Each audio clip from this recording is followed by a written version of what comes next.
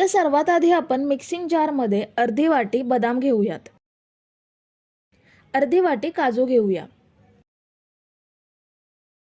हाड मजबूत राहण्यासाठी अर्धी वाटी डिंक घ्यायचा आहे। आता ह्यांची छान पावडर बनवून घ्यायची। तर हे बघा, ह्यांची छान अशी पावडर बनवून घेतली आहे। अगदी पीठ झालं नाही तरी चालेल, पण थोडं बारीक झालं पाहिजे। आता खोलगट पॅन मध्ये 1 वाटी गव्हाचं पीठ घ्यायचं आहे। आपलं नेहमीचं जे चपातीचं पीठ असतं तेच घेतलंय। त्याच सेम वाटीने 1 वाटी तूप घ्यायचं आहे। आता पीठ तुपामध्ये छान मिक्स करून घ्यायचं। गव्हाचं पीठ आपल्याला मंद ते मध्यम आचेवरती हलका बदामी रंग येईपर्यंत भाजून घ्यायचं आहे। शक्यतो फास्ट गॅसवरती भाजायचं नाहीये। जेवढं आपण मंद आचेवरती भाजू तेवढी सुकडीला चव खूप छान येईल। तर हे बघा, गव्हाच्या पिठाला छान बदामी रंग यायला सुरुवात झाली आहे। आता यामध्ये ड्रायफ्रूटची जी पावडर तयार केली आहे ती घ्यायची आहे। अर्धा ते पाऊण वाटी सुकं खोबरं घ्यायचं आहे। सुक्या खोबऱ्याऐवजी नारळाची रेडीमेड पावडर मिळते, जिला आपण डेसिकेटेड कोकोनट म्हणतो, ती सुद्धा घेऊ शकता। पण रेडीमेड नारळाच्या पावडरपेक्षा घरचं किसलेलं सुकं खोबरं शरीराला भरपूर चांगले गुणधर्म देतं। आता ही पावडर आणि सुकं खोबरं सुद्धा साधारण 2 ते 3 मिनिटे गव्हाच्या पिठासोबत छान भाजून घेऊया। ड्रायफ्रुट्स आणि सुकं खोबरं भाजून झाल्यावर ह्यामध्ये अर्धा चमचा वेलची पावडर घेऊया। वेलची पावडर सुद्धा ह्यामध्ये छान मिक्स करून घ्यायची आहे। वेलची पावडर मिक्स केल्यावर गॅस बंद करायचा आणि हे प्लॅटफॉर्म वरती घ्यायचं। गॅसवरून बाजूला केल्यावर हे मिश्रण हळूहळू घट्ट होत जातं। ह्यामध्ये लगेच 1 वाटी गूळ ॲड करायचा। गूळ इथे मी किसून घेतलाय। तुम्ही सेंद्रिय गुळाची पावडर मिळते ती सुद्धा घेऊ शकता। गूळ ह्यामध्ये छान एकजीव करायचा। हे मिश्रण जसं जसं थंड होऊ लागतं तसं हे घट्ट होत जातं। गूळ मिक्स केल्यावर हे मिश्रण आपल्याला एका प्लेटमध्ये काढून सेट करून घ्यायचं आहे। प्लेटला मी आधीच तूप लावून घेतलंय, त्यामुळे वड्या पाडल्यावरती लगेच प्लेटपासून सेपरेट होतील। आता चमच्याने हे वरून छान प्लेन करून घेऊया, किंवा वाटीच्या तळाने सुद्धा ह्या पद्धतीने प्लेन करून घेऊ शकता। आता हे अर्धा तास थंड करायला ठेवूया। तर हे बघा, आपण हे अर्धा तास थंड करून घेतलंय। आता याच्या वड्या पाडूयात। ह्या पौष्टिक सुकडीच्या वड्या तुम्ही रोज मुलांना डब्यामध्ये एक एक देऊ शकता, किंवा सकाळी 1 ग्लास दुधासोबत देऊ शकता। तुम्ही जर इथेपर्यंत रेसिपी बघताय तर तुम्हाला एक विनंती आहे की व्हिडिओला एक लाईक जरूर करा। वड्या पाडून झाल्यात। एक वडी मी तुम्हाला तोडून दाखवते। ही बघा, खूप छान खुसखुशीत झाली आहे। मुलांना डब्यामध्ये गोड चॉकलेट किंवा केक देण्यापेक्षा असे पौष्टिक पदार्थ नक्की देऊ शकता।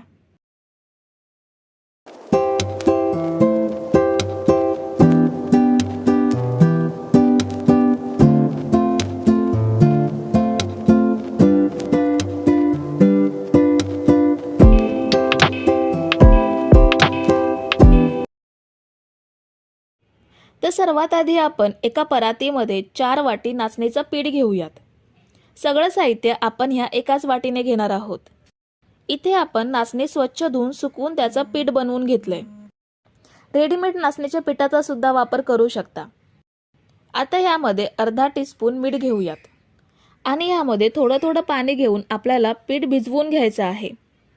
जसं आपण कोणत्याही भाकरीसाठी पीठ भिजवतो सेम तसंच आपल्याला पीठ भिजवून घ्यायचं आहे। फक्त पीठ जास्त मळून घ्यायची गरज नाहीये। पीठ भिजवून फक्त गोळा बनवून घ्यायचा आहे। तर हे बघा, पीठ आपण भिजवून घेतलंय। आता याचे छोटे छोटे गोळे करून घेऊयात आणि हे गोळे आपल्याला हातावरती थापून छोट्या छोट्या भाकऱ्या बनवून घ्यायच्या आहेत। हाताला थोडं तूप सुद्धा लावून घेऊ शकता, म्हणजे पीठ हाताला चिकटत राहणार नाही। हे बघा, ह्या पद्धतीने छोट्या छोट्या भाकऱ्या बनवून घेऊयात। जेवढी भाकरीची जाडी असते त्या जाडीच्या छोट्या छोट्या भाकरी थापून घ्यायच्या। इथे आपल्याला मोठ्या भाकरी किंवा चपाती लाटायच्या नाहीयेत। अगदी कोणीही बनवेल एवढी सोपी पद्धत आहे। आता आपण काही गोळे थापून घेतलेत। आता ते भाजून घेऊयात। इथे मी गॅसवरती पॅन ठेवलाय, त्यामध्ये अर्धा चमचा तूप घेऊयात। थोडं पॅनला पसरवून घेऊयात। आता ह्यामध्ये हे छोट्या छोट्या भाकऱ्या ठेवूयात। जेवढ्या पॅनमध्ये बसतील तेवढ्याच घेऊयात. आता ह्यावर तुपाचे काही थेंब टाकायचे आणि या भाकऱ्या आपल्याला दोन्ही साईडने चांगल्या खरपूस भाजून घ्यायच्या आहेत. मध्यम आचेवरतीच भाजायचं आहे. हाय फ्लेमवरती भाजायच्या नाहीयेत, कारण त्या आतपर्यंत चांगल्या भाजल्या जाणार नाहीत. म्हणून मध्यम आचेवरती परतून परतून चांगल्या भाजून घेऊया. तर हे बघा, आता ह्या छान भाजल्या गेल्यात. हलके काळे डाग पडायला लागलेत. आता हे काढून घेऊयात. आणि शिल्लक पिठाच्या भाकऱ्या सुद्धा अशाच तुपात भाजून घेऊया. तर हे बघा, आपण इथे सगळ्या पिठाच्या अशा छोट्या छोट्या भाकऱ्या तुपात भाजून घेतल्यात. प्रत्येक भाकरी अशी छान कडक भाजली गेली आहे. आता यांचे तुकडे करून घेऊयात. जेवढे मिक्सरला बारीक होतील तेवढे लहान लहान तुकडे करायचे.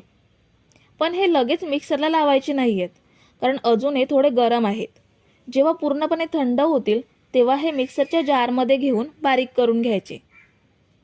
तर आपण हे तुकडे फॅन खाली थंड करून घेतलेत. थोडे थोडे तुकडे मिक्सरच्या जारमध्ये घेऊन बारीक करून घेऊयात.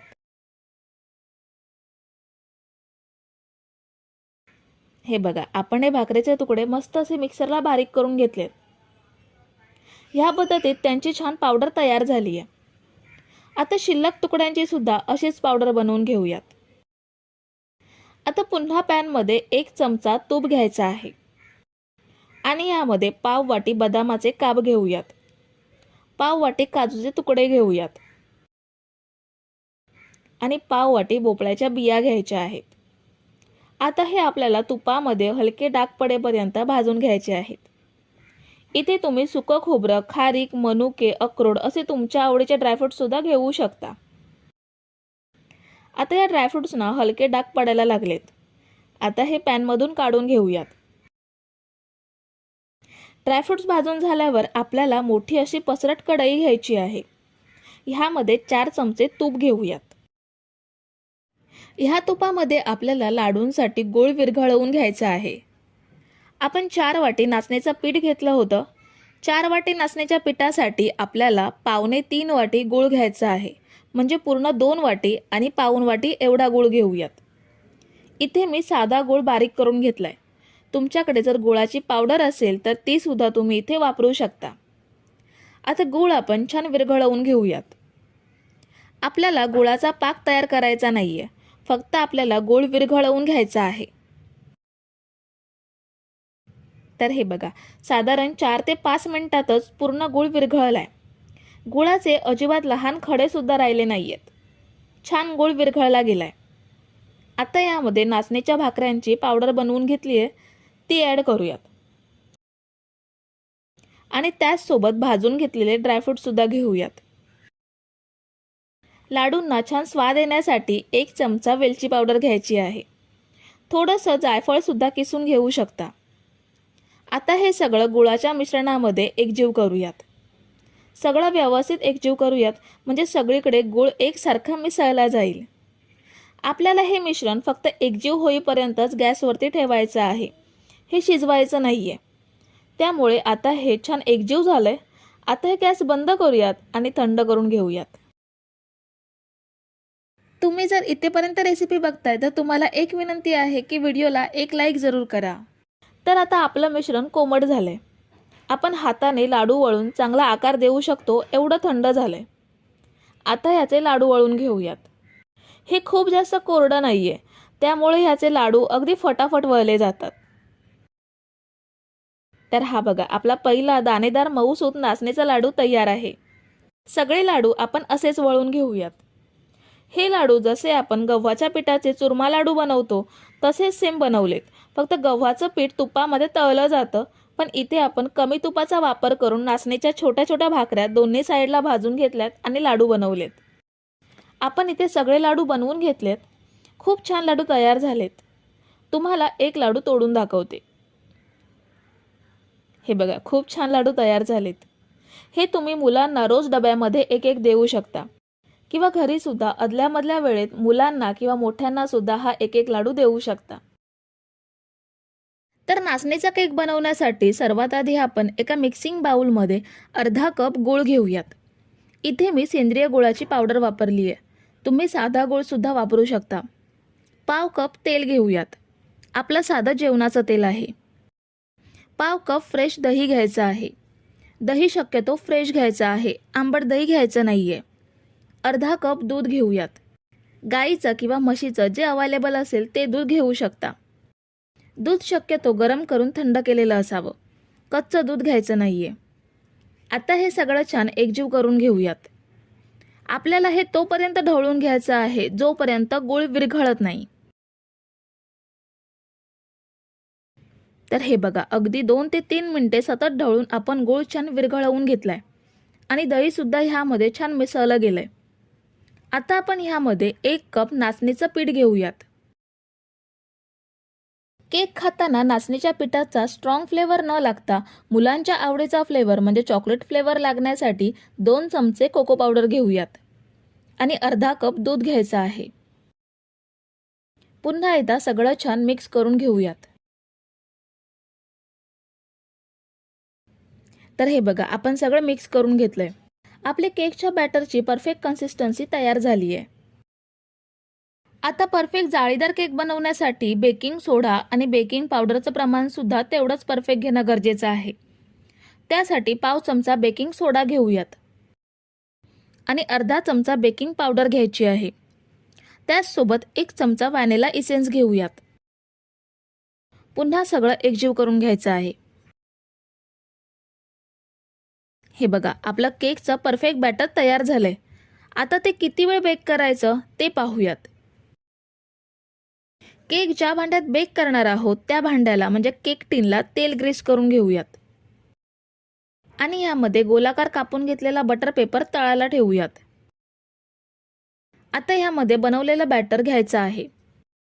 तुम्ही जर इथेपर्यंत रेसिपी बघताय तर तुम्हाला एक विनंती आहे की व्हिडिओला एक लाईक जरूर करा. थोडंसं टॅप करूया म्हणजे एअर बबल्स निघून जातील. आणि आता हा बेक करायला ठेवूयात. इथे मी कढई 5 मिनिटं प्रीहीट करून घेतली आहे. ह्यामध्ये हे भांडं ठेवायचं आहे आणि वरून झाकण लावून 35 ते 40 मिनिटे बेक करून घेऊयात.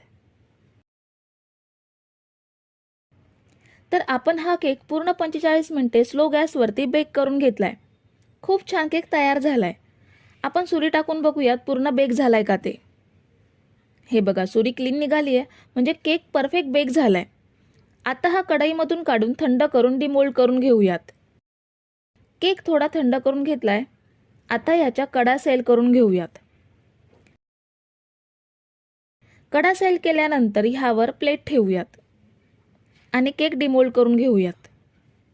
हा बघा, अगदी सहज केक बाहेर आलाय. खूप छान केक तयार झालाय. बघितल्यावर अगदी सेम चॉकलेट केक वाटतोय.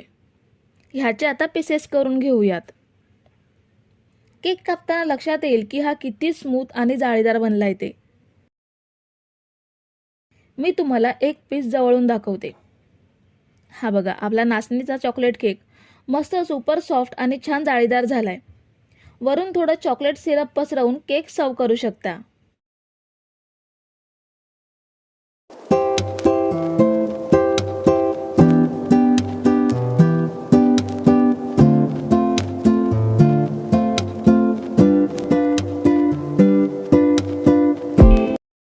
सर्वात आधी एका खोलगट पॅनमध्ये 1 वाटी नाचणीचं पीठ घेऊयात.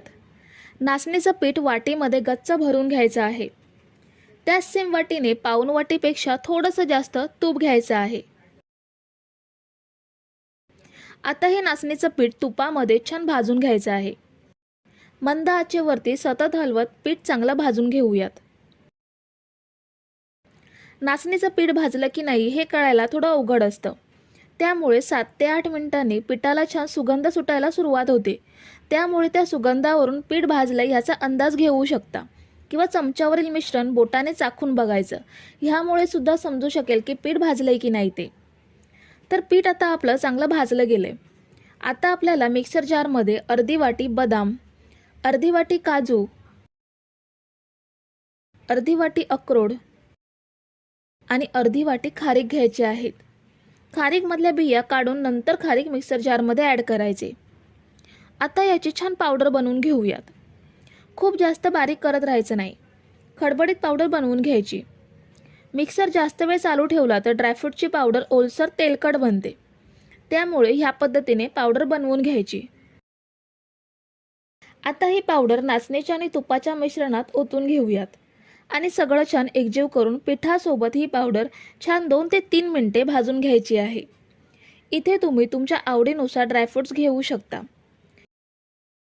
ड्रायफ्रूटची पावडर भाजून झाल्यावर अर्धा चमचा वेलची पावडर ॲड करायची आणि वेलची पावडर सुद्धा नाचणीच्या मिश्रणात छान एकजीव करून घेऊयात। वेलची पावडर मिक्स केल्यावर गॅस बंद करायचा आणि हा पॅन प्लॅटफॉर्मवरती घ्यायचा। पॅन गॅसवरून खालती उतरवल्यानंतर ह्या मिश्रणात 1 वाटी गूळ ॲड करायचा। गूळ मी इथे किसणीने किसून घेतलाय, त्यामुळे तो मिश्रणात लगेच मिक्स होईल। ह्याऐवजी गुळाची पावडर सुद्धा घेऊ शकता। गूळ मिक्स करून झाल्यावर हे सगळं मिश्रण एका प्लेटमध्ये काढून घ्यायचं आहे। इथे मी प्लेटला तूप लावून घेतलंय, ह्यामुळे वड्या अगदी सहज प्लेटपासून सेपरेट होतील। आता हे प्लेटमध्ये छान सेट करून घ्यायचं आहे। असा स्पॅच्युला असेल तर अगदी सहज असा पसरवून घेऊ शकता किंवा वाटीच्या तळाने सुद्धा प्लेन करून घेऊ शकता। आता हे आपण 1 तास थंड करून घेऊयात। तुम्ही जर इथेपर्यंत रेसिपी बघताय तर तुम्हाला एक विनंती आहे की व्हिडिओला एक लाईक जरूर करा। तर आपण हे 1 तास थंड करून घेतलंय। आता ह्याच्या वड्या पाडून घेऊयात। तुम्ही आवडीनुसार चौकोनी किंवा काजू कतलीच्या आकारात सुद्धा वड्या पाडून घेऊ शकता।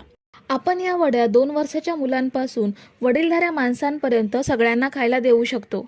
लहान बाळांना 6 महिन्यांपासून नाचणी सत्वामध्ये ड्रायफ्रूटची पावडर शिजवून दिली जाते, पण जसजशी मुलं मोठी होतात तसतशी ती नाचणी सत्व खायला कंटाळा करतात।